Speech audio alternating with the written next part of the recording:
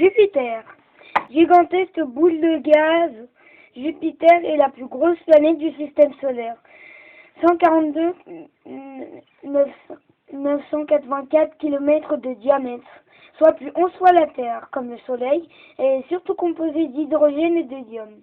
Ils sont à l'état gazeux, en surface plus liquide en allant vers le centre de la planète, qui comprend probablement un noyau rocheux autour de cette géante gazeuse. Tourne un cortège de 67 satellites des 1610. Galilée avait, au moyen de sa lunette astronomique, observé ces 4 plus gros satellites, Io, Europe, Ganymède et Callisto.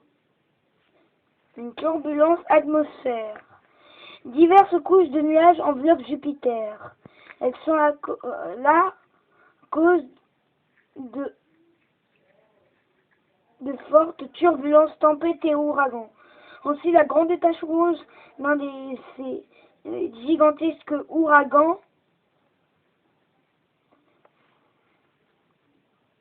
souffle depuis au moins 350 ans, avec des vents pouvant atteindre 618 km/h.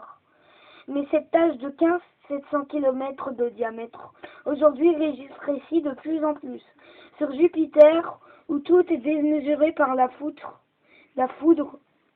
des orages est 1000 fois plus fort que sur Terre. De même, le champ magnétique environnant Jupiter est le plus puissant du système solaire. Déviant les particules des vents solaires. Déviant les particules des vents solaires, il donne naissance à de spectaculaires aurores polaires. Jupiter possède des anneaux très fins, composés de poussière qui ne sont pas visibles mais depuis la Terre. Jupiter est la planète la plus rapide. Elle tourne sur elle-même en 9h55, soit presque 2 fois et demi plus vite que la Terre. Comme elle est très distante du Soleil, à 768 millions de kilomètres. Il faut 11,8 années pour en faire le tour. En 2022, la sonde européenne JUICE partira étudier Jupiter, qu'elle atteindra vers 2030. Puis elle fera plusieurs passages près d'Europe, Ganymède et Callisto, pour finir en orbite autour de Ganymède en 2032. Pendant un an, la sonde américaine Europa pourrait quitter la Terre vers 2024 afin d'aller sonder la glace d'Europe et quelle profondeur se trouverait l'eau liquide pouvant abriter d'éventuelles traces de vie. Une suite de collisions. Par son énorme masse, Jupiter attire les astéroïdes, les comètes lorsqu'ils passent à proximité. C'est ainsi qu'en juillet 1994, des fragments de la comète Shoemaker-Levy 9 se sont abattus sur Jupiter. Oui? Personne!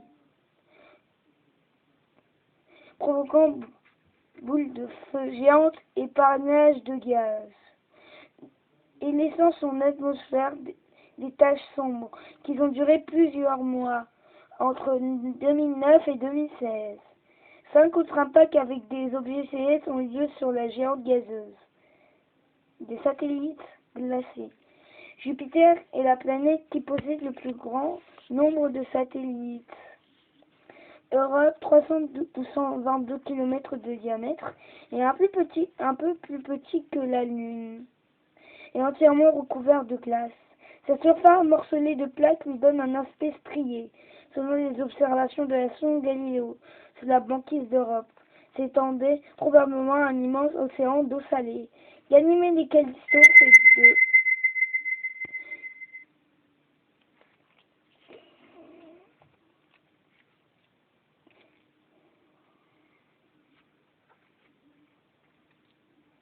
de Ganymède et Callisto, faits de roches et de glace, sont les satellites les plus éloignés de Jupiter. Comme Europe, ils abritaient des océans sur leur glace. Io, un satellite volcanique. Ce satellite le plus proche de Jupiter est l'astre le plus actif du système solaire. Sur Io, 400 volcans crachent de la glace, des composés soufrés à plus de 130 degrés Celsius. Dégagent une odeur nauséabonde. Des coulées de lave dévalent leur pente et des panaches de gaz montent jusqu'à 380 km d'altitude. À l'assaut de Jupiter, avec Pioneer 10 en 1973 et Pioneer 11 en 1974, 9 sondes ont supervisé Jupiter. Galileo a été la première à s'y placer en orbite entre 1995 et 2003, lancée en 1989 après un voyage de 6 ans.